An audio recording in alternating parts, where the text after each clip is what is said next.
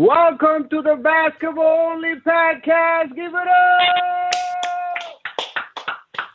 That's right. We are back. I'm your host, Alejandro MC. As always, I'm here with my colleagues, my guys, Just Heck and Ryan Fallon. What's up, guys? How you doing? Chilling. What's up? Living the life, man. Living the life. We're about to talk ball. You Living know, the Martin life. Luther King Day is coming around the corner, which means, one day off. Tonight we get to see Harden play for the first time with the Nets, which we are going to talk about shortly.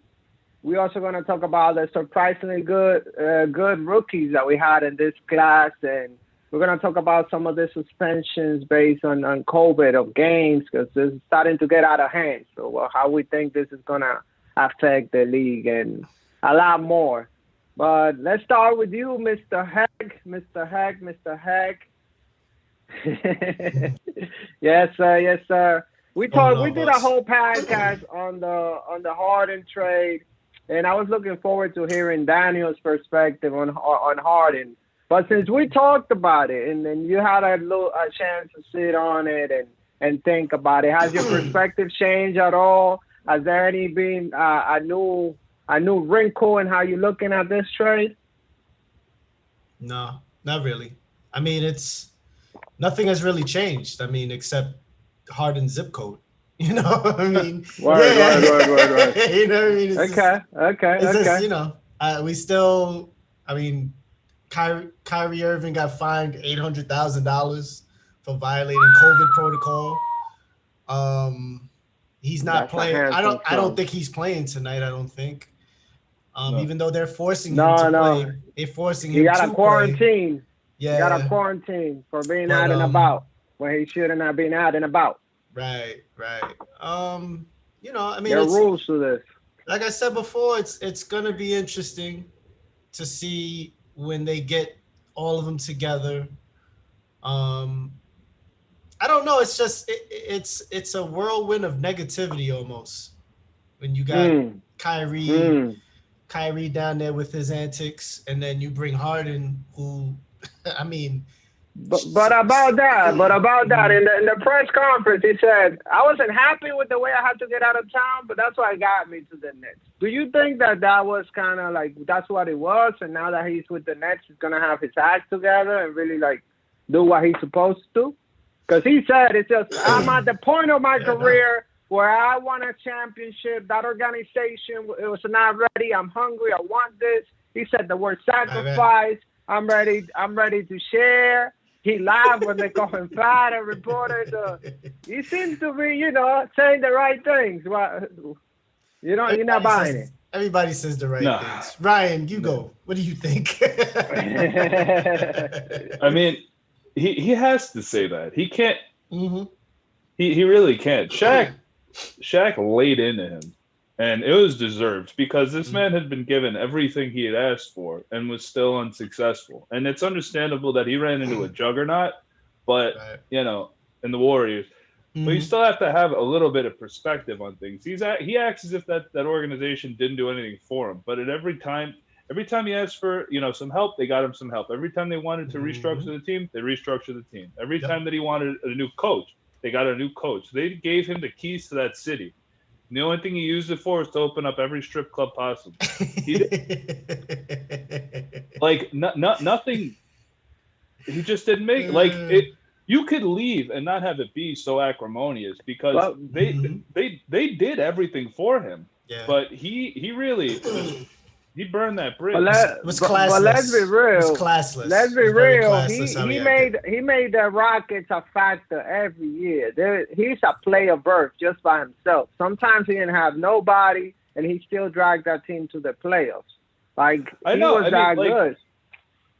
I'm not taking any credit away from him. One thing that I think is really good about James Harden is that he's consistent. The man doesn't really miss that many games. He's kind of an Iron Man, which, is impressive. Mm-hmm. That said, I mean, I think the most success they've had, it was when they had Chris Paul and when there was, strong locker room presence and stuff. Yeah. You're right, he is a playoff berth, but he's not, an emotional leader of a team. And that's something that I think had been proven a couple of times at this point.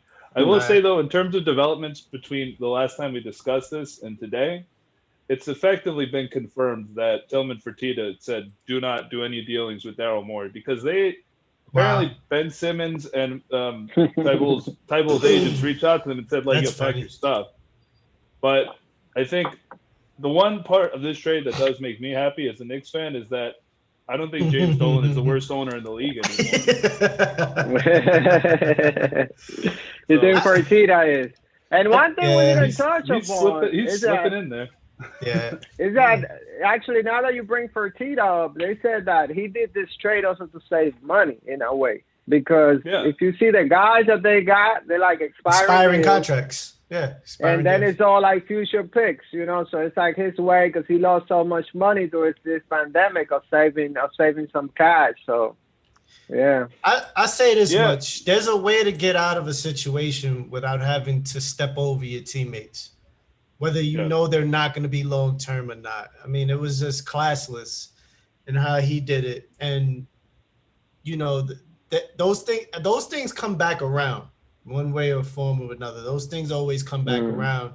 And you can't, for all the talent and everything that you may possess, it was foul in a way. It was like, like you got this young rookie coach who's coming in, just sit out. Just say, listen, I'm not coming back. You know what I'm saying? I'm not going to play. You can with find the me. Andre Iguodala with the Yeah. Memphis. Yeah. Just say, I'm not Okay. coming. And They still didn't like his teammates though. yeah, but he didn't, at least he wasn't verbally out dissing them. You know what I'm saying? I mean, it is what it is. Yeah. Young people get in their feelings anyway. It is what it is. You know what I'm saying? But at the end of the day, it's Iguodala did it very classy. This was very But classless. And this is what it was all about at the end of the day. I don't know that money, it, money, money, money. I don't know that I don't know personally how much money factored into it because he's losing a lot of money in taxes by moving to Brooklyn. Like I think he's paying an extra $13 million by the end of his contract just in taxes alone. Now I think that there's already he's established his character in the league at this point. There's a reason that he got picked last for the All-Star game. I think it's fairly consistent at this point that he gets picked last. People don't really like playing with him, and as much as it might, as much as success might follow, it's number one, like not a sure thing, and number two, like you have to think your career is not that long in the NBA. It might feel long, but it isn't. Right. Do you really want to waste the season playing with someone who doesn't really want to be there? Right. I don't think so. I mean, Eric Gordon was quoted, I think, saying like, "Yeah, I knew James wasn't like he didn't mean it. He wasn't calling like he wasn't trying to disrespect us, and a lot of it was spin, which might be the case. But at the end of the day, like that's just went out there. Like that's what everyone knows now. Mm-hmm. So I don't know how I would personally, if I were someone like Joe Harris or Spencer Dinwiddie or really anyone else on the Nets, I would be very cautious. Right. Yeah, I agree because he bit the guys that he went to war with. 2015 they was in the heat of it, and now it was just like, oh well, they're not good enough.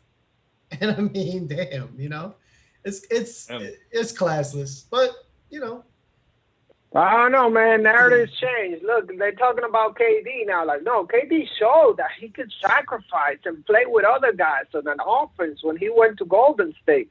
It's like now they're talking about KD's time in Golden State as something positive. He became a champion. He did all of this. When they were killing him for that move before. It depends on who you ask, because it's like 50-50. Stephen A on any given day will say just what you said, and on another day still say, yo, I didn't respect him when he made that move, but it worked out for him. And to say that narratives change, you're right in a sense, but the one narrative that didn't change was even after he won those 2 championships, even after he outplayed LeBron, when asked the very next day after he was crowned champion, they still said LeBron was the best. So now let's jump to that storyline. What do you think is going to happen if the Nets win the championship? Let's say they win the championship, right? Do you think that Durant gets his just due, or they're gonna say, "Oh, you have a super team"? Nah, I think his career will forever be colored by that stuff. People hold Mm, LeBron in such high esteem, in my opinion, because he did go to the Heat. He did form a super team, but that was after 7 years of really trying. yes. And Kevin Durant kind of did Well, that what do with you mean? OKC. Yeah. He Go took ahead. this he Sorry. took Cleveland to the Go finals ahead. against the Spurs, man, and Yeah. the Spurs wiped them because he had nobody, and he was a young 23-year-old trying to battle. And even Tim Duncan said there was no way they were going to beat us, but this is going to be his league one day. He said it. He was like, "Listen, this is going to be your league one day, but for now, it's ours." You know what I'm saying? And there's no way Cleveland was Yeah. beating that Spurs team. But my Please. but my bad, Ryan. You were going. I interrupted you.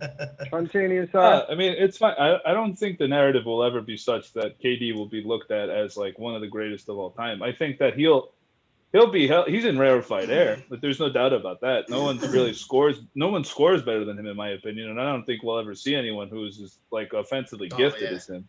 yeah. Hell But all that being said, it's kind of one of those things. Like personally, I don't know. I mean, like you think in terms of like there are players who were really good and they were great, and we knew they were great when they were playing, but you don't really remember them. Like a common fan's not gonna remember a dude like Adrian Dantley, but when Dantley was playing, he Danley was was a amazing. beast. Yeah, Adrian Danley was a Mm. beast in his day. Um, You Is know what I'm that saying? In his day. in his day, Yeah. but is like that he's a one. 6'3" guy that will post you up? Nah, he I was think like it- 6'5", 6'6". He played for the Yeah. Pistons. Played for the Yeah. Pistons at one point. Yeah. He was what's his name? He was no joke. He was like a small forward. He actually was part of like their rebuilding.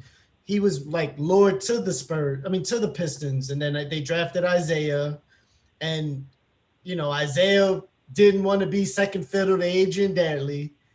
No, in his rookie year he played second fiddle, but then Isaiah figured, listen, I'm better. Yeah. I'm the But man. but Durant will be remembered higher than Dantley, I think. I mean, Oh yeah, no, Yes. I know. Far But I'm saying higher. like Far Okay. higher. Far higher. Far I don't think- higher. of course. What I'm saying by that, what I meant by all this is that like LeBron's become kind of synonymous with like greatness and like leadership and just sportsmanship and just basketball in general. Like LeBron, I think he's obviously established himself in the pantheon like that. I don't think KD is in that same category. He might be now, Yeah. but I would say honestly, KD will probably finish he will definitely finish in the top 20. He's probably the greatest scorer that we've seen thus far ever, because he's got his repertoire. I keep saying he's like the Serpentor of like the NBA, man. He's taken from so much from everybody. He's taken the Nowitzki shot. He's taken like dribble moves from different guys. He's taken post-up moves. I mean, the guy, he's literally absorbed basketball into him, and you can't really stop him. He just misses because he misses. You're never gonna block him. You're never gonna, you know what I mean? Like his wingspan is ridiculous. He's 6'10". I mean, what are you doing? And the guy, he's super fast. mean, so much of it, much I think of like. Mhm.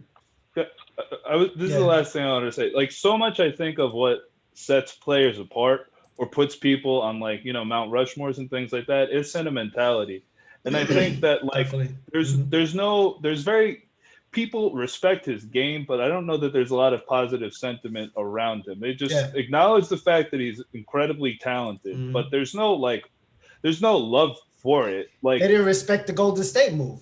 That was really what comes down to it. Honestly, like, that was that's what will keep him out of top 10. You mentioned Dirk. Like you mentioned Dirk, and Dirk is someone who I think people will always remember because he went off one playoff round and he had a great career and he stayed with one team, and there's just so much like love and appreciation for him that kind of extends beyond the game. I don't think Kevin Durant's ever really had it outside of that, you're the real MVP speech. Right. He's kind of just like a cipher. There's not a lot. But you know how it is. It cycles. It's cycles. Like they love you, they hate you, and then they love you again, right? Like they say, they did it with Yeah. LeBron. They love LeBron. They hated him with the decision, and then they love him again. So I think That But that they is always they always respected him though. That's the thing. yes, yeah. I don't think people respect KD because of the Golden State thing. now there's some people that are like straight up like hated LeBron, like like they still do Definitely. like haters. Yeah. But I would Skip say that Bayless. Skip Bayless. Skip Bayless will never give LeBron his roses, no matter. Even when he says a compliment, it's so backhanded that it's like, why are you even saying it? Just don't even make the compliment. Just spew the hate, Skip. Just spew the hate. It's real. He said something the other night that I was just like, yeah. He was like, he said right now I'd have to give it to LeBron if we were doing the MVP race right now. But the MVP race is so horrible right now. And I'm like, oh my God, like, damn, Skip. He could say he's the greatest. He could say this man's the greatest of all time and still make it sound like an insult. It was like, I was like, damn, Skip, for real? I mean, at this point, he's that's his shtick. That's his shtick. Yes. And I feel like he about to transition that hate into Luka. I see it. It's like into Luka. I kind of see it. But I was gonna say about the Nets. I mean, we got all this energy about the Nets, about it's not gonna work. You got all this personalities, this and that. That I gotta say this: if they do figure out and they win, they gotta get credit. They gotta get credit too, because people are like, "Oh, how is this gonna work?" All of this, and there's some LeBron apologists that are already kind of like building in the excuse. Are gonna say, "Oh, you could only beat LeBron with like forming this super team over there." I ain't gonna rock with that because what they doing is they following his blueprint. He got love when he did it in Miami. Because when I said, how is that different than Golden State? No, that was a whole new situation. That was a whole new situation. It wasn't like you build a team that was already built and have been winning. Well, this is a new situation. This is a new big three. And very similar because you had, when LeBron joined Wade, he was a top 5 player. So it's kind of like KD and Harden. And then Irvin, in a way, is kind of similar to a Bosh, right? Not in the game, but kind of like at where you would rank them as players in the NBA right now. Right. I mean, yeah. It's different though. This is the thing I feel about like when you bring up Miami, Wade was already a few years removed from their playoff run. It was more just that he had that, like he was a championship caliber player and he did it by himself. So it was as if LeBron was going there to kind of become, this student, and like Wade was going to be his sensei, which is kind of how it played out.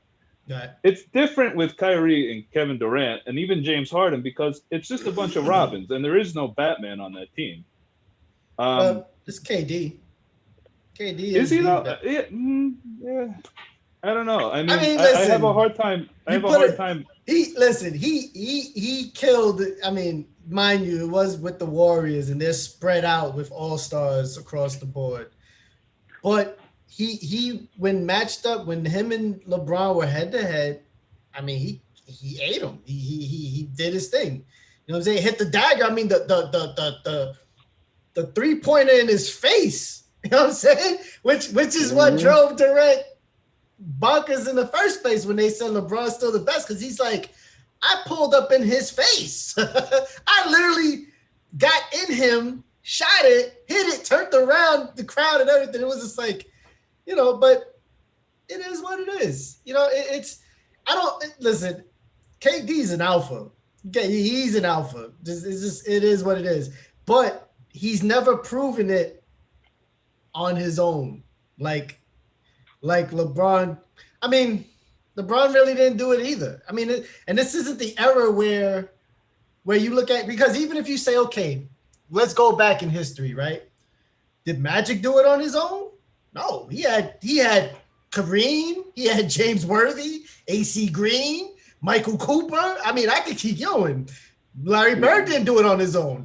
The Celtics were loaded in the 80s from 80 to 85. Tell me they weren't loaded. McHale, Parrish, Ainge, Reggie Johnson, Bill Walton was on their bench. I mean, literally, to my mind, yeah. to my mind though, when it comes to stuff like that, I think that there's like kind of I think sometimes we retroactively overvalue players who were on those teams because they were kind of people that might have been able to, because they won. However, I will say that there are teams that that are not like the 2004 Pistons are kind of an anomaly. Yes, totally. The Mavericks are an anomaly. Yeah. So there are definitely times where. I would say this: they kind of blame KD for leaving, even though he left in free agency, and they say why you didn't win when you were over there. But Russell Westbrook has shown to not be a winning player. I think Russell Westbrook has shown to not be a winning player. He gets a lot of stats. When he was with that team, you could say he was by himself, right? Okay, but then when he went to the Rockets, he didn't win. He's now with the Wizards, and he's getting numbers, but they got one of the worst records in the league, even though he has the guy that's scoring the most points in the league. So, you got to question also if, the supporting cast he had before when, he had a really good OKC team with Ibaka and them, right? But they got to the finals, which is like very good. Isn't that what we give credit to LeBron before going to Miami? You got your team to the finals. Well, he did that too.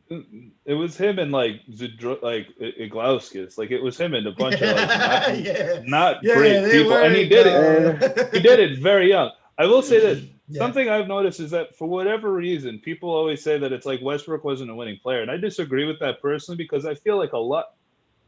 I don't know why, but OKC's back office hasn't really been held to their scruples. Like Sam Presti's great, and Sam Presti's really good at making trades and building teams and all of that stuff. But why was Scott Brooks the coach for so long? Like, why were there was no real movement? There was no real change that could have actually helped them. Right. They just ended up in the same position every time, and they kept wondering why nothing happened. And it wasn't so much a personnel issue as it was like, when he went to the Golden State Warriors, he had a good coach for the first time in a while. There's a reason he chose the Nets, and I think a lot of it is because Steve Nash was in the running for that. Steve Nash was an assistant, he was an assistant with the Golden State Warriors. He didn't have anybody to help him. I don't think. And I think that was more of I don't understand why the management for those OKC teams was never really blamed for where they were. People put a lot of it on Westbrook, and I don't really think that's fair, Yeah, sure. But I don't know. We'll see. I will say that I'm not super high on the Nets because I think, again, this is a similar situation. I don't know that roster is very well constructed, and they do have a better coaching staff, and I think that their back and front offices are better. But there are gaps. There are things that don't really make sense. I think there's a mental liability with them. Yeah. I think KD aside, I think you have the question that everyone has right now is, will Kyrie and Harden buy in? We already know what Kyrie's answer is. Right? Kyrie's probably chilling in Vermont right now for all we know. Seriously. But it just is what it is. If they all bought, no, not even if they all. If Harden and Kyrie buys in, like Wade and Bosh did when LeBron went to Miami, second season, not the first season, because the first season it was your turn, my turn, your turn, my turn. Bosh, you get yours. Then they bought in. They realized, even Wade said it. He said, listen, I have to step back. LeBron has to be the man because he's the most talented guy on our team. He's the best player in the league. I have to step back. And everybody just followed suit. Bosh sacrificed parts of his game and his offense to win. So did Wade.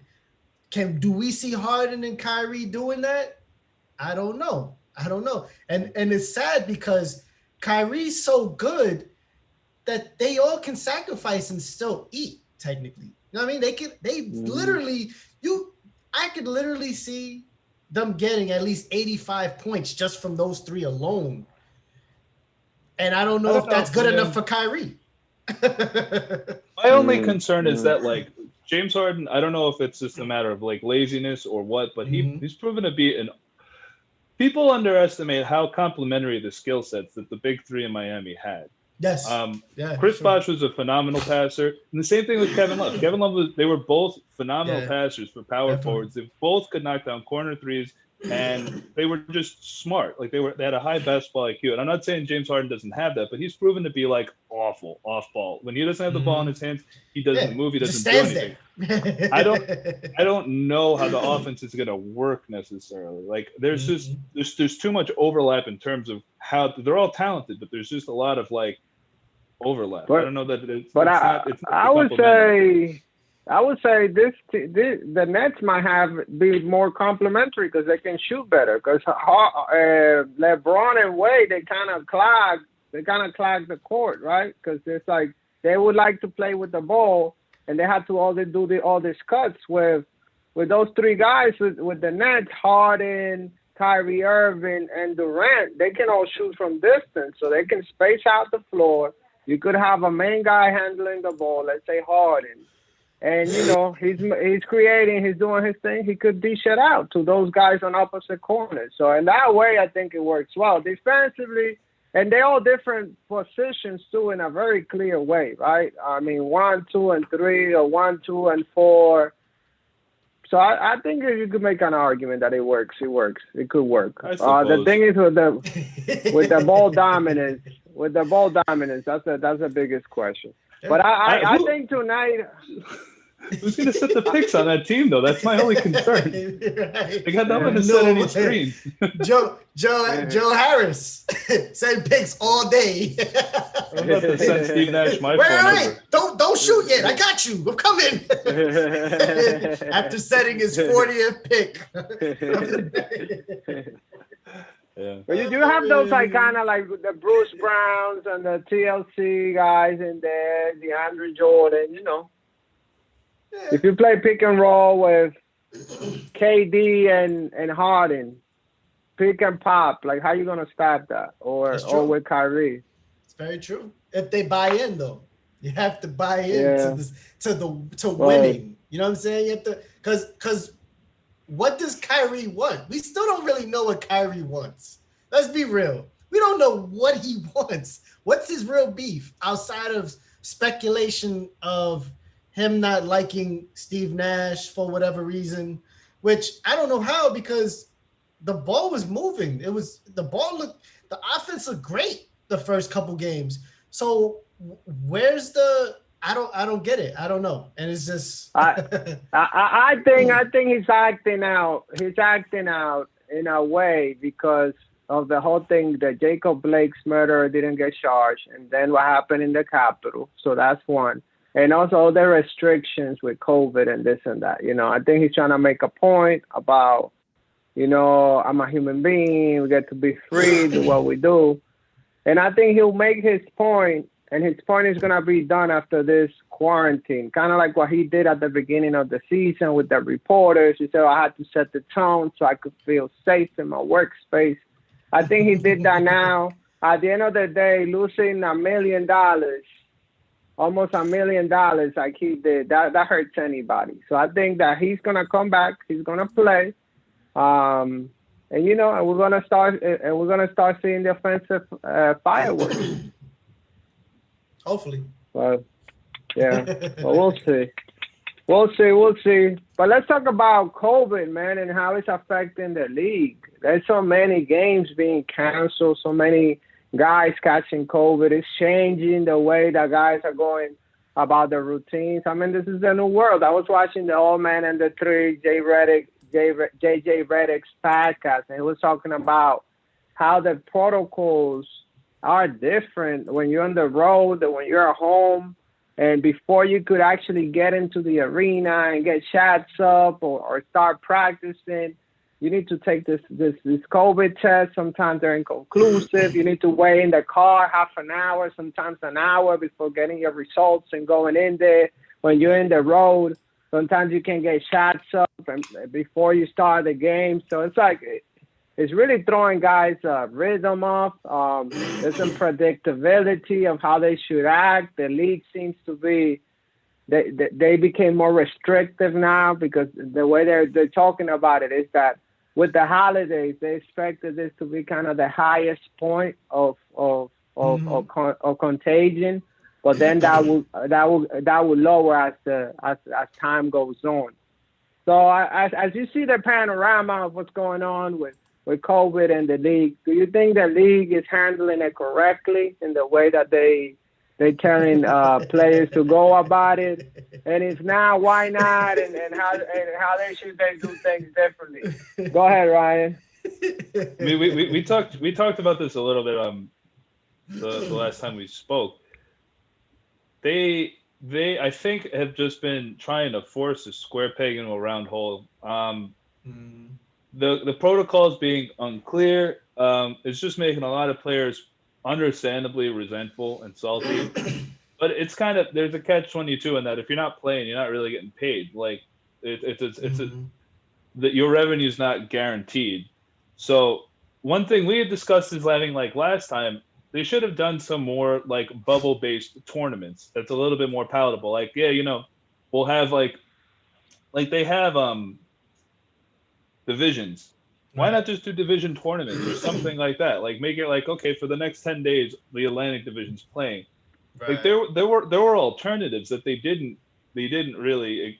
I don't feel like they exhausted all of their options. They just decided like, let's go straight back into a regular kind of season, and it's biting them in the butt. I mean, Karl Anthony Towns just tested positive for COVID. Like, can you imagine what that must be like for this man and his family? Like, his mother just passed away from this stuff. Like, all it's he had 6 people in his family die from COVID.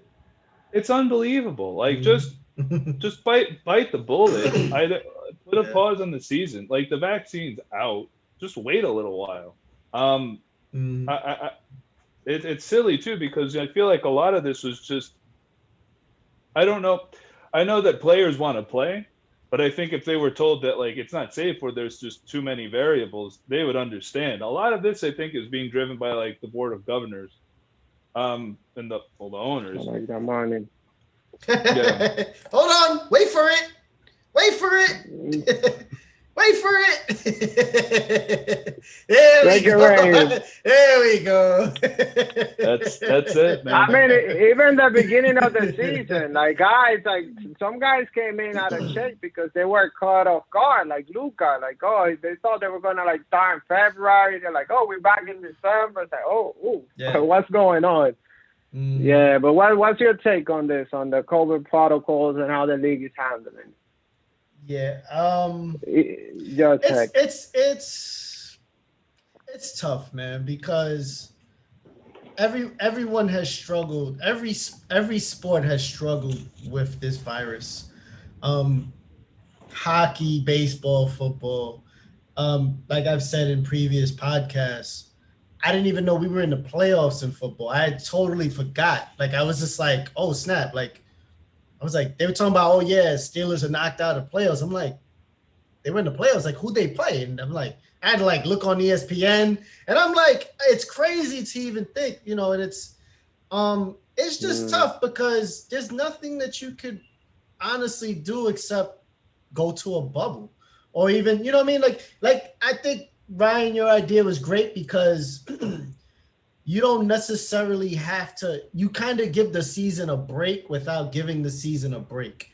But you have also traditionalists, and you have TV deals that you kind of have to honor, and, it gets tricky. But that idea probably would have made more sense because you could have did something like that and still made like a grand tournament where, 1 and 2 from each division or whatever, you know what I'm saying? You look at whatever you seed them, and it could have went great, but instead now we're kind of catching the brunt of the virus and its effect on our society, because you got, and it's crazy to say, but like right now in New York, we're at 6.8%, right? Which was high. We shut down last March. At like we were at 5 and we shut down. But other states are succumbing to this. There are like 5 or 6 states that are like 20% and above. And to think that that's not gonna take into account to think that that's not taken into account when players are traveling into different states. You know what I mean? And it's like, I don't know. It's a tough thing to kind of plan for. And yeah, it's gonna affect people getting shots up. It's gonna affect people seeing their families. It's gonna affect a lot of different things. Um, but it just is what it is. If we're gonna try to play through this virus, it's pretty much what we have to do. I think Phoenix hasn't played in almost a week now. Their last 2 games have been canceled because of COVID, and not even. I don't think anyone tested positive, but I think someone they played against tested positive, and so where's the protocol now? You guys were there at last time. You guys all got to take 2 weeks off because of protocol, 10 days or whatever, which is going to be a backbreaker come playoff time, because if a guy like Steph Curry or a guy like LeBron James or even a KD or a James Harden, you know what I mean? Like, any of these guys get shut down because of protocol, that's 10 days. That's like 4 games. And that's that's a playoff clincher right there. All you need is 4 games to clinch the playoffs.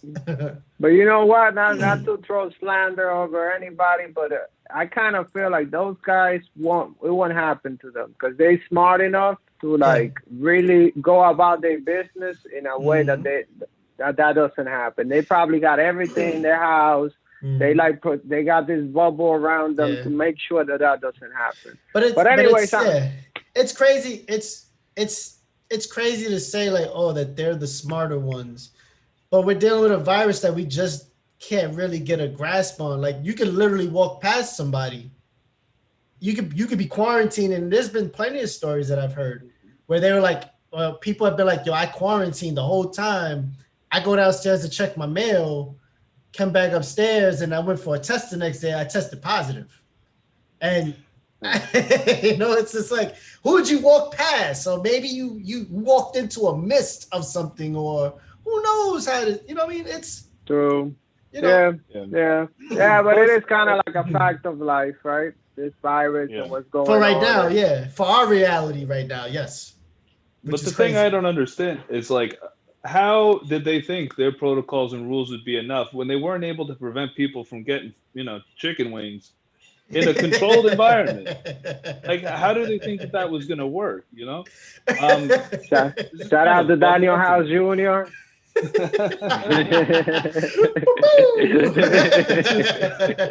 just goofy to me, He got the chicken wing and then invited the server to come serve the wings personally. Oh no, Daniel! What are you Lemon doing? Pepper Lou. Lemon. Oh man, Alejandro MC's dishing it tonight. Okay. You know, a la Melo Ball. With that transition, let's talk about the rookies, guys. These rookies have been good, man. I think better than expected. I was one that I wasn't sure that, for example, LaMelo Ball's play. I mean, I saw him just gunning out there in Australia. I'm like, that ain't gonna work in the NBA. But it seemed like he just didn't have that respect. Damn, you had it just ready, yeah.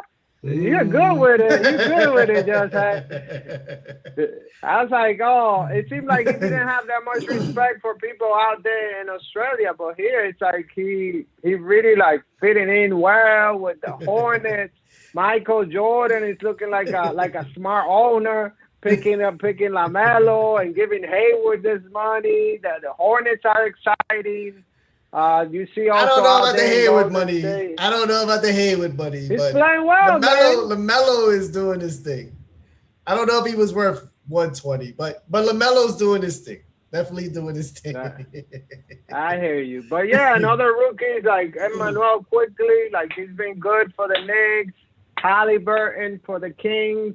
You got Wiseman also playing his role very well with the Golden State Warriors.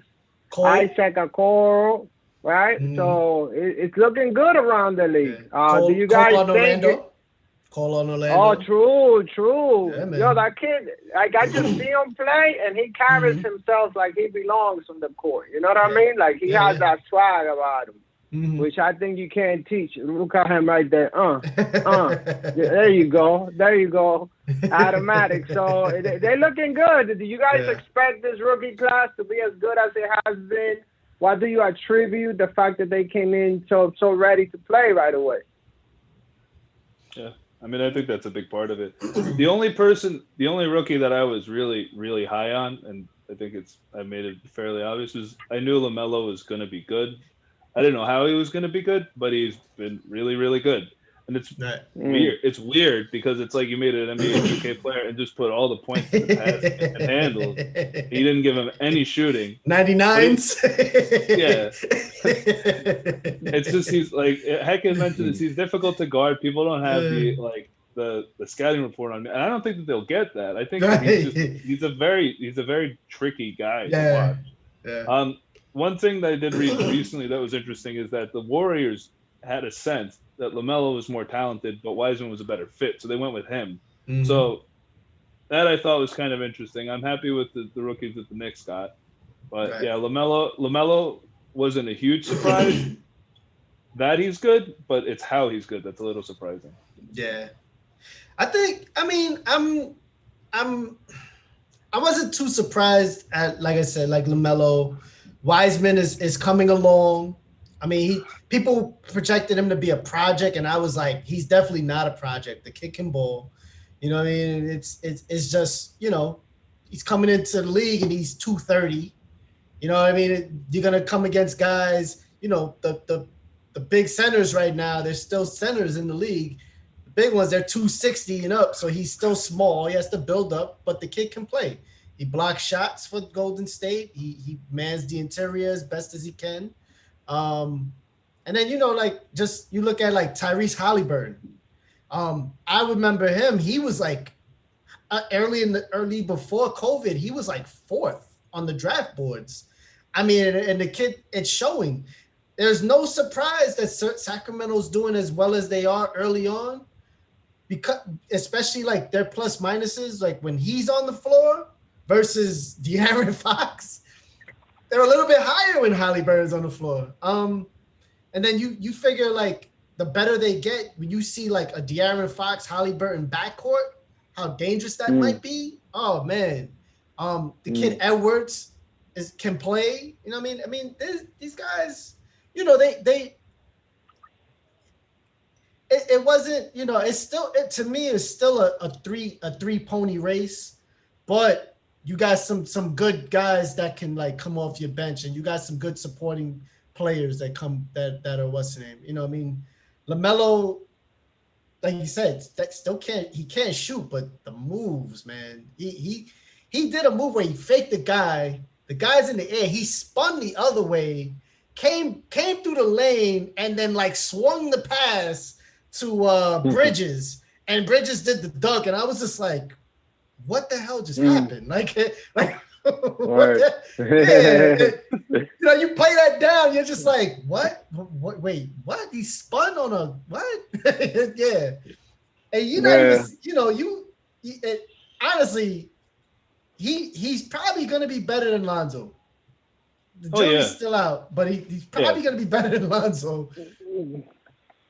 I yeah. don't I know. mean, he's already playing better than Lonzo, and the thing with Mhm. Lonzo, it's almost, I don't know. Lonzo seems like he's a tease. Like you get the sense that he could be so much better than he is, but it's Mhm. like almost like he doesn't really care to be. That's what it feels like, because he's Mhm. talented. He can guard, he can rebound, he can pass, but Definitely there's something very, very aloof about him almost. aloof, non-aggressive, kind of Mhm. like too laid back, you Yeah. know. I don't know. I mean, I think he's turned a corner a little bit in New Orleans. I got two things to say about it. I think his floor is like Austin Rivers, which is a serviceable player that Mhm. will do well for you. Right. And the other thing I wanted to mention, and this pertains to both him, Lonzo, and Lamelo, is something that Clyde Frazier said the other day, which I thought was hilarious. is that the NBA is not where you learn how to shoot. Like you should know how to shoot by the time you get into the league. So they both have to put in a lot of work next offseason, this offseason, just to make themselves a little bit more of like more confident, so that they are more of a threat. I don't know that Lonzo will ever be the man, but LaMelo is very clearly going to be like a stud.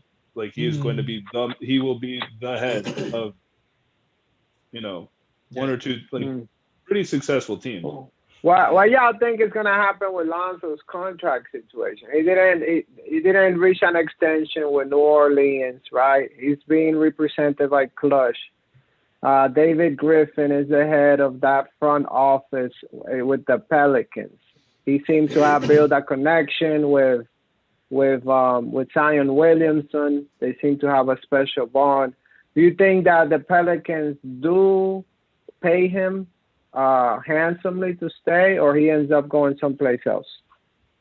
I think he bounces. There are teams I think that would take a waiver at him. Like the Pistons, for example, I think would be interested. There are other squads I think that might look at him because he's not bad. He's just not that good. Yeah, he doesn't match our expectations. I mean, like we expect him at this point. My thought was by this time he'd be averaging like 18 points, 10 between 9 and 11 assists. And it's just like his offensive production, like his defense is amazing. He locks people down on the low. Like you got to pay attention. People have a hard time scoring on him. They have because he's strong. He's strong. He's 6'6", and he's a point guard. So yes, he wins a lot of defensive battles. So he's a solid player. I just don't know that he's not the man. People thought he would be the man because of all the bluster from LeVar Ball, but it's just not playing out that way. But there are plenty of teams I think that would be interested in him. I just don't know if he gets the bag. Yeah, I wish he would stay because I like what they got going on with the Pelicans, but I see him pricing himself out of town. You know what I'm saying? Because he has some buzz still, some fame to him where he could claim Dallas. And I don't know if David Griffin is going to pay him as handsomely as he wants to get paid, and that's why he didn't get an extension, right? Or they couldn't agree to an extension. I also heard an interesting thought that Pelicans, we should have them on the radar as one of the markets that might get somebody like a Bradley Beal, like the next start that is like the one's out. Like they have so many pieces and so many draft assets where they can capitalize. And if they do so, you would think that the only people that are untouchable in that roster will be Brandon Ingram and Zion Williamson, and everybody else will be expendable, including Lonzo. Yeah, that's definitely true. I mean, they have also they have a couple of people I think who they could move. I think it was a little touch and go because Zion started his career with an injury. So now that it's like he's rolling, they'll probably be a little more aggressive in terms of like front moves.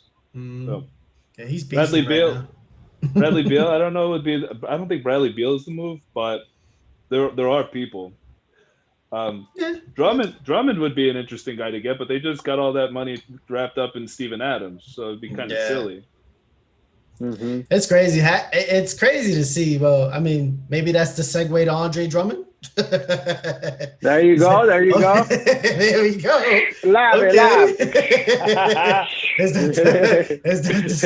Great job, Ryan. Ray is always on point. Yeah. He be on it. So Andre Drummond is balling out. The other day, what was it? 32 points, 22 rebounds. 33, 23.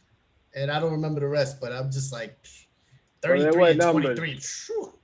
It looks like they let him play make for them. Like they give him the ball on the top of the key, and he's looking for guys. He's really showing up for them. Yeah. He only opted in because he's like, oh, it's a pandemic. I'll be a fool not to opt in. Now they got Jared Allen from the Nets deal. So what do you think that the Cleveland Cavaliers should do? Should they just stick with Drummond because it's working? Or should they cash in on his value and say Jared Allen is a really good young mobile center that's on the same timeline as Garland and Sexton. So we'll play him and let's flip Andrew Drummond to a team with contending aspirations and get assets for him. What would you do if you're in the front court, in the front office of the Cavaliers right now? What do you think just had? Honestly, it's tough because Always. because That's what I ask. For honest. because yeah, it's tough because I would think. Thanks for the sarcasm.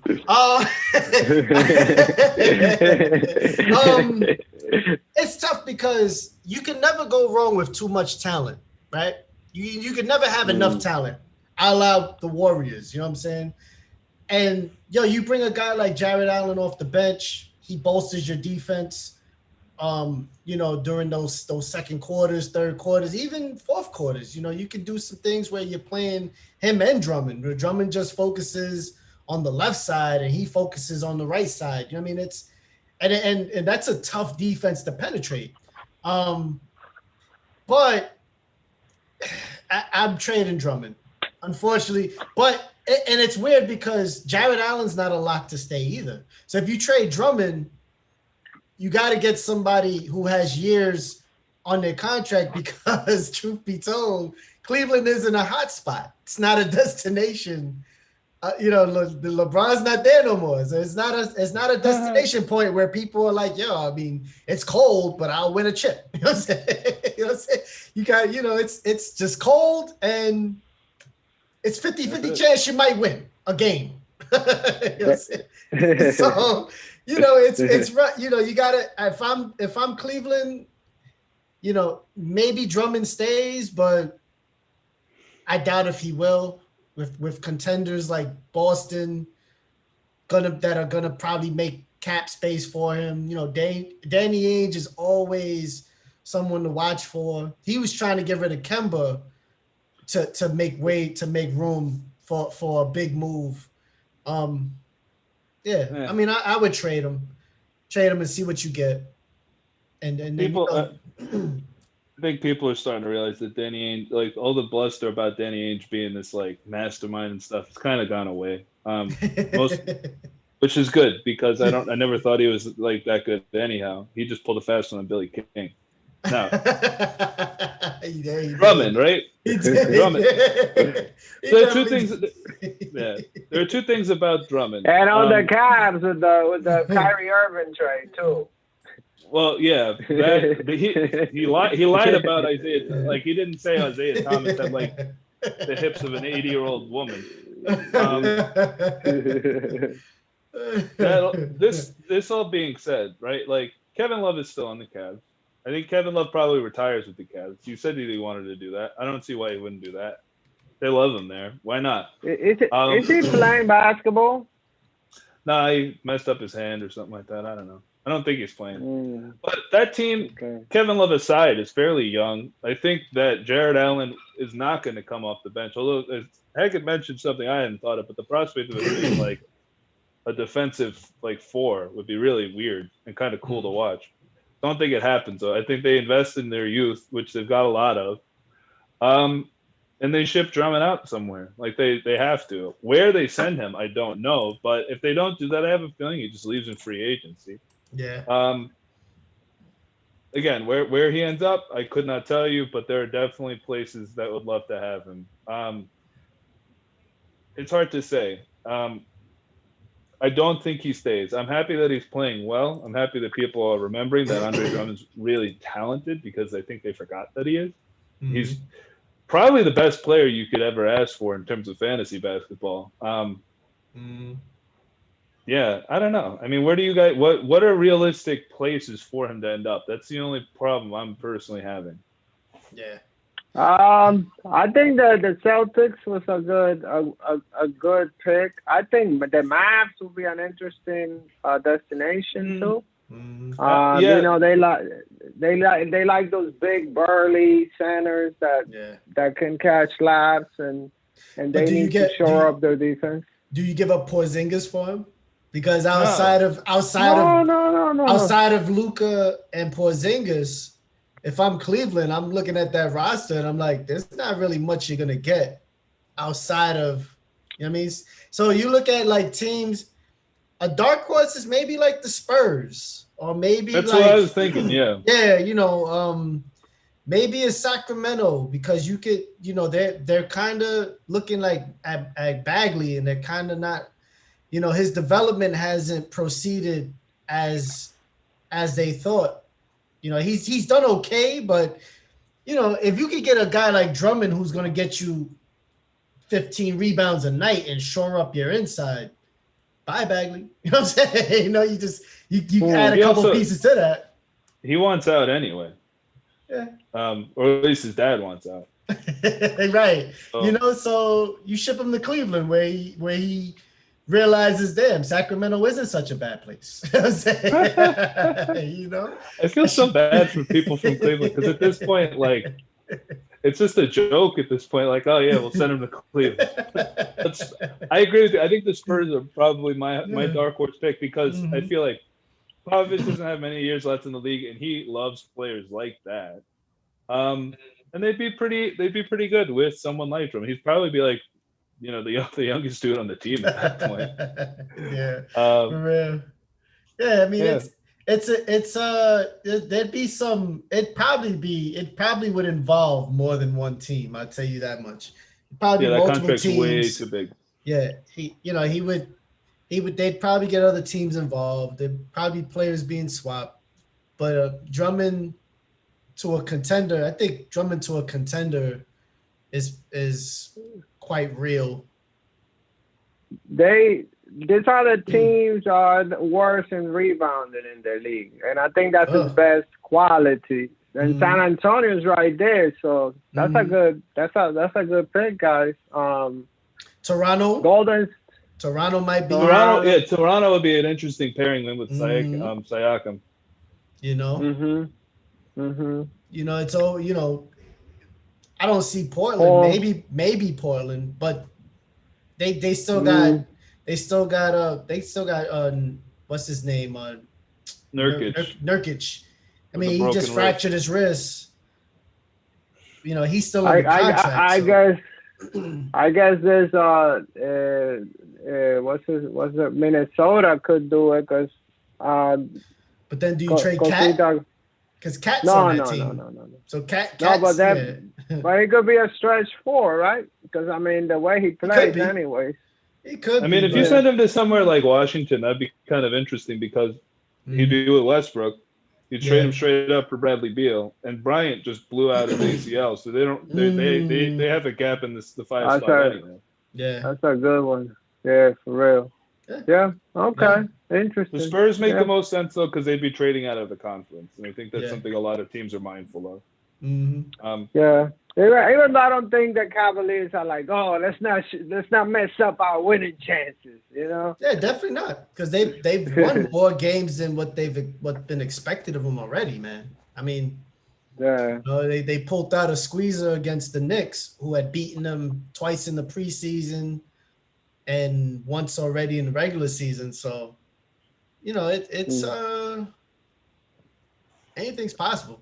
and one thing with Drummond, it's like I don't think they're gonna ask so much for him right now, because he's in an expiring contract year, So I don't think a lot of they're gonna ask for their house for it, but he's gonna command a big contract when he gets re-signed. I mean, look at Rudy Gobert. He just made 205. So I'm thinking Drummond's agent is gonna be like, look at what these big men are earning. Look at Rudy Gobert. My guy is young. He's putting up these numbers. Yeah. So he's gonna command a big number out there. Yeah. It's possible. It's hard to say. Big men like that also know there's a shelf life. They have they are not going to have as long a career as other players. So at least in terms of their usefulness too, because with players. Big players expanding their range. You look at a guy like Adebayo, he's the future. That is literally what you look for in your 5 now. And he's only 6'9". I think he's really 6'10", and they jerked him out of an inch. But you look at a guy like him, who's as fluid a player as he is, his handle is like a guard.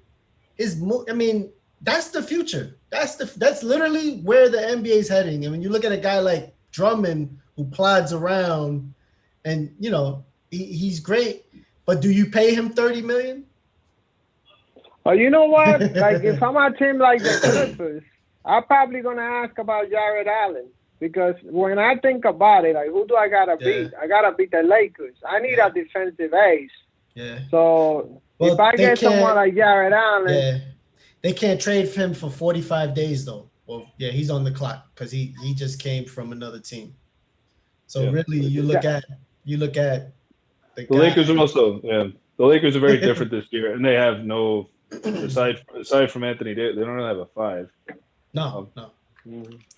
Well, they got it'll be an Gasol. interesting move. Got Marc Gasol. Gasol, Come Mhm. on, man. Marcus he's a Gasol Shots, will. five. shots fired on Marcus Gasol. Oh I my love him. I love him, but man, god. Big Spain's Yeah. old. He's old. Yeah, he's old. True, true, true. Let's talk about the MVP race a little bit. It's in the odds like they have Luca ahead. I think Mhm. Giannis is second, and there's already some buzz about LeBron. LeBron. So how you guys seeing it? The MVP race. I know it's early, but who you think got the best chance? Who's your guy for this? I hate to agree, but Oh, Embiid. the last Okay, few games, okay. man, the last few games, it's just undeniable. I don't think he gets it, but he needs to get his props. Like he's been doing really, Mm, really He's well. As much as I hate it, mhm. Listen, it's MVP, most valuable player. I mean, who's most valuable to their team like Embiid outside of like Steph Curry and LeBron? And he's changing. or Listen, Giannis. they're right, or Giannis, right? He's so important to that team's winning. And they still haven't even really gotten the grasp of whatever Doc Rivers' offense is, because I don't really know what Doc Rivers' offense is, but they win. It wins games, but it's probably like just run around. All right, pass it to your best player. Boom, shoot. Okay, good. You know what I'm saying? Mm, But I mean, mm. the way he's dominated players, like I want to see him and Jokic go at it, man. Like that is like a Shout out heavy. Andre Drummond. Yeah, they. Oh, he dunked on Drummond the other night. He. Oh man, took him Oh off the yeah, dribble and he dunked been it on him. punking him. Yes, Yeah, yes. and then they hate each other though. and then They, looked at him. Looked at him. Drummond tried to walk away, and he just looked at him like, okay, this is just a reminder. Yeah, you got 33-23 the other night, but this is a reminder now. Welcome back to Earth. I feel like we are almost getting to Joel Embiid locations level. You know when he was putting the location, he had that stretch that he's like location, and it'll be funny, and it'll be like after he dominated somebody. Yeah. I want to Yeah. see that Joel Embiid again. That's MVP Joel. If we see that Joel, we might see the MVP Joel go to Joel Embiid. How about you, Ryan? Who you thinking for MVP, brother? I mean, I think Embiid's got a shot. I don't know that the Yeah. team will end up having a record that's good enough for it. I mean, I feel like it's kind of between Giannis and Luca at the moment, but again, it's super early, so it's kind of difficult to say. LeBron, Come I on, think, is just like I'm an looking for the obligatory thing. Ryan curveball. Come on, you always throw a curveball. What's a curveball here, brother? Come on, I threw the curveball tonight. I threw it. There you go. There you go. There you go. That's true. That's true. Listen, it is. It is Luca's. I feel like it's Luca's to lose, and he's been phenomenal too. But they haven't been winning. It hasn't resulted in a lot of wins. Like they're barely over five. I think they're like a game over 500. They may be a game below 500. I'm not sure. But Luca's out there doing it on his own, and that warrants enough recognition. I mean, he did a move the other night, man, where he got through Milwaukee's whole defense. He like spun on one guy, threw it between two guys, and laid it up. And I'm just like, what? Again, it's like you play that back, you say that back, and you're just like, wait, what did he just do? Like, and this is a foreign player, like, you know what I mean? Like, this is not a, Right. it's just it's crazy. But I feel like Embiid has just been killing, and he's been consistent every night, and it's resulted in wins. And he's not getting much help from from Mr. No Shot at the point guard, and and Tobias Harris kind of pops up here and there, but it's mainly rested on him, and I think this year he's kind of just taking it. Like he's like, you know what, it is on me, and just give me the ball, and I'm just gonna score. And yo, man, Right. he's been killing, man, since game one against Washington. He was How about the case for LeBron? I mean, the Lakers are first in their conference. They look like they're sinking. AD hasn't been playing all out like that. LeBron has been getting, his straight diet of numbers, 27, 7 and 7, like what he usually does around there. So he gets a lifetime award too with him and all his followers. I think you gotta keep an eye out for him, but I do think that Luka, if he gets his team to the winning level, no, for real. Embiid is really beasting. Yeah. I think LeBron's the media pick. I think he's the media pick. And the record, and LA's playing really well. I think he's just the media pick. I think if you're looking at, defending champion and the narrative, I felt he should have won it last year. This year, I don't think he should win it. I think it either belongs to Luka, Embiid, or Giannis. I don't think, the league dropped the ball on that one. Be honest Shall we say the name that must not be spoken? What name is this? Paul George. He's been balling though. Paul George. I think Paul George can finish in the top 5. I think honestly he's been balling. But I feel like nobody's betting on him. Like, he gotta be like, if people are gonna vote for him, it'll be like when they're about to send their ballot. It's like, did he play all the games he had to play? Okay, now I'm gonna vote for him. He's gonna get a third place vote. He'll get a third place vote. I don't think he gets a first or a second place. I don't think anyone holds their nose and does that. You just can't get. How about the Jokic? Does Jokic get no love in this conversation? He's been averaging a triple-double. His team has been losing, but he has been like balling out. I mean, that you said it yourself. Like the team's been losing. Yeah. He's like, isn't he leading the league in steals or something like that, or he's like second in steals?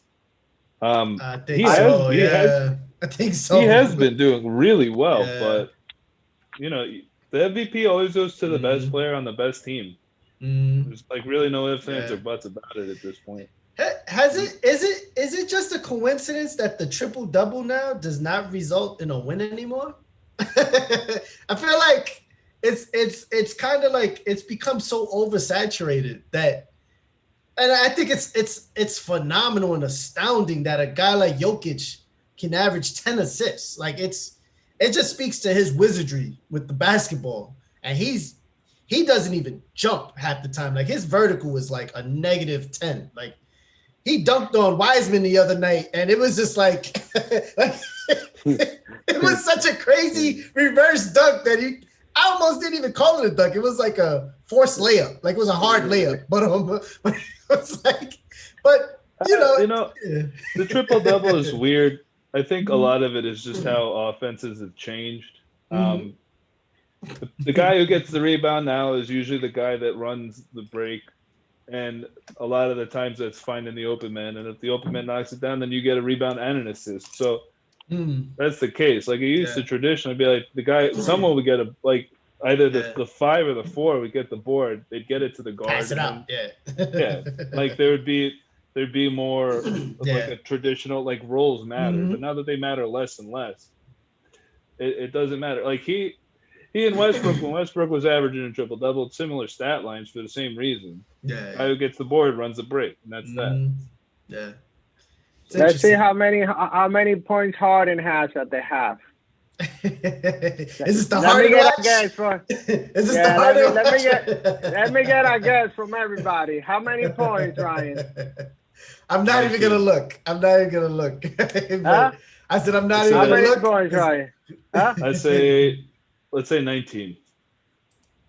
And how many assists? How many assists? 5. Okay. Heck. 14-3.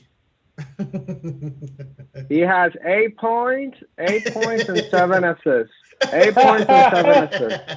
Oh, mama. He's pausing. He's taking it easy. Listen, he's got a full agenda. Look, He's got I like Orlando. what I see. He's got Orlando, and then he's got to shoot down the South Beach because he's got to hit it.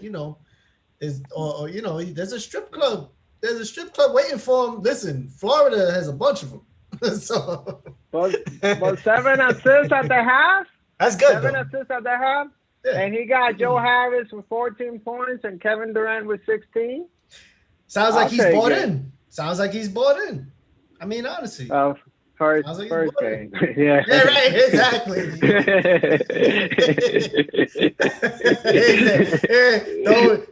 Let's not do that narrative. There's only one game. Come on. There's only one half because he can literally shoot 29 times in this next 2 quarters. Word. Reach out. Yeah. So it's fellas, has been real. It has been real as always. Do you have any closing remarks to the people that watch basketball only podcast all the way to the end? No.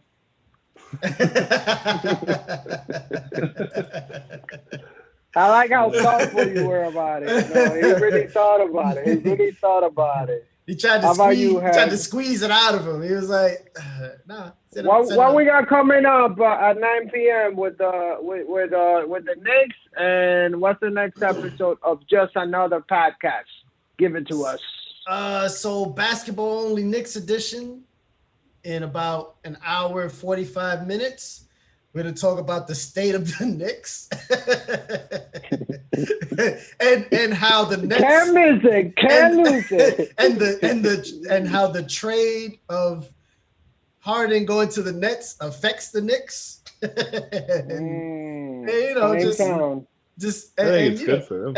Tom Thibodeau, is he a dinosaur? It's a question because a valid point that made me go back and watch the OKC game. And OKC is not a good, I think they're a regular Western Conference team, right? But their offense versus the Knicks, it was like night and day. I mean, they had like a very exotic spread offense. People are rotating. Shai Gilgeous is navigating the floor, right? And then you had the Knicks walking it up the floor. Julius Randle looking around. MVP. Okay, I'm just gonna shoot it. It was like an 80s style offense versus a more modern style offense. It was like black and white players shooting layups. And then you had OKC just windmilling it. Get that shit out of here. It was different. I think you might have given Alejandro the name of his next album. Which is it? Black and white? No, the exotic offense. The exotic offense. Telling you, it was just different. It's just looking at the Knicks. I'm just like, the exotic offense. Alejandro MC does the crossover to English. Exactly. I don't know. And then on Just Another Podcast, I got Cindy Lee Alvis. She's a sexologist and a health educator. She talks about women's health. I've known her for years. We used to work together at a nonprofit. We used to teach sexual health to high schoolers. It was a fun interview. Were there a lot of awkward moments in that class with the high schoolers? Oh yeah, high schoolers, and actually more so with the junior high schoolers we taught. I'll probably need to share that more off camera because I don't know if but yeah, it was some interesting moments where I kind of had to hold the face. It's just like, oh yeah, you can do that. I mean, just I have to tell them like safer ways. It's just like Then I leave the class like, oh my God, what did I just do? What did I just do? You know, but yeah, but it was an awesome interview, and it premieres Monday at 7. And you know, I've been Monday at actually, 7. yeah, I've been like I've my subscribers on YouTube have jumped up, and I got like people hitting me up on Instagram, DMing me, telling me, you know, they liked the last show that I did with Carla Montolio. And I'm surprised at that because I was just like, I didn't really, you know, I wasn't like promoting it. I just set out to just, you know, give roses to the people in my network, to people that I've admired or that, you know, I see are doing great things. And it's great to see that positivity is being looked at and you know, being acknowledged to a certain extent. You know, it's That's pretty what's up, cool. brother. It's pretty cool. That's what's up. So soon, you It know, was a channel for those that are not subscribed already. it's the Just Heck production channel. Pops up on there on YouTube. I'm waiting to get my custom link because I'm over. I meet the qualifications. I don't know why they're not letting me do it yet, but it'll come when it comes. There you go. Just Heck production channel. You already know. Go subscribe. I myself, I have a new track. I just put it out today. It's on the Disfruto. This was this like Spanish rap wave they used to, where they did this beat. It's almost like when you think of like a milli, everybody was rapping on it. Yeah. So this was like a wave, like maybe 6-7 months ago. And you know, I do things on my own time. So I put out my version now. And you know, it has this woman that sings beautifully on the hook, singing, and you know, it's kind of like a rap song, and I tell a story. It's there in my channel, Alejandro. Nice. All right, y'all. Alejandro, you should do a drill beat. Drill beat? I think you should do a drill beat. A drill beat. Those like where you just rhyme the same ending? It's kind of like just look up drill beat. It's like Pop Smoke. The kid that recently died, that died last year. Yeah, like okay. Well, no, that's like mumble rapping. The drill beat the drill scene comes from London, right? They kind of navigated its way over here, but if I would tell you, there's a song called Whoopty, and it's the kid used the beat, he freestyled it, and it went like. He did like he's got like 100 million streams. He literally said he just that wasn't even his type of beat. He said he just went in the booth and freestyled it. I'd like to see like your flow on a beat like that. I think you would kill that. Okay. I think you should drill beat. I'll check it out. Drill beat. Whoopty. Drill beat. Yeah. All right. Just listen to the beat. All right. All right, y'all. Basketball only. We signing out. Shout out to Michael Douglas. That's right. Look out, ladies. Coming to a Vermont bar near you. No, actually not. He's married. Right.